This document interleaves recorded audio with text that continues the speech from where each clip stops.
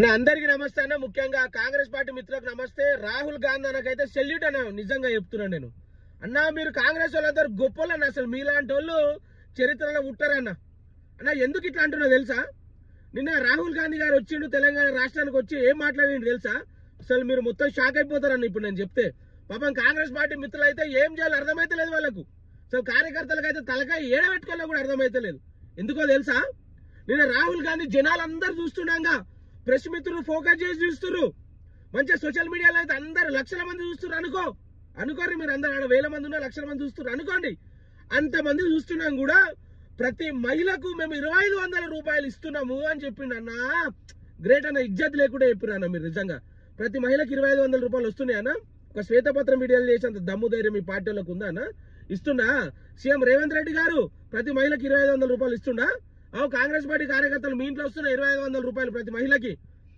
గింత అబద్ధాలు ఉంటాయా అన్న? ఏనన్నా అన్న మీరు ఇంకా చక్కగా రైతు బంధే వేయలేదన్నా, శ్వేతపత్రం విడుదల చేయండి మీకు దమ్ము ధైర్యం ఉంటే. ఇప్పుడు కేసీఆర్ చెప్పిండు 70 లక్షల మందికి నేను రైతు బంధు వేసిన అని చెప్పిండు మరి కేసీఆర్.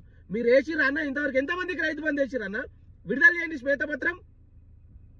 ఎంతమందికి ఇస్తున్నా? 4000 పెన్షన్ ఎంతమందికి ఇస్తున్నా? డిసెంబర్ 9 నాడు రుణమాఫీ చేస్తా అన్నారన్నా. ఎంతమంది రుణమాఫీ చేసిరన్నా మీరు? చెప్పండి అన్న, దమ్ము ధైర్యం ఉందా చెప్పేంత? శ్వేతపత్రం విడుదల చేయండి అన్న. అంత మాట్లాడుతున్నారు కదా, మేం ప్రజల పాలన, ఇది ప్రజా సంక్షేమ పాలన అని చెప్తున్నారు కదా. విడుదల చేయండి అన్న, విడుదల చేయండి మీరు.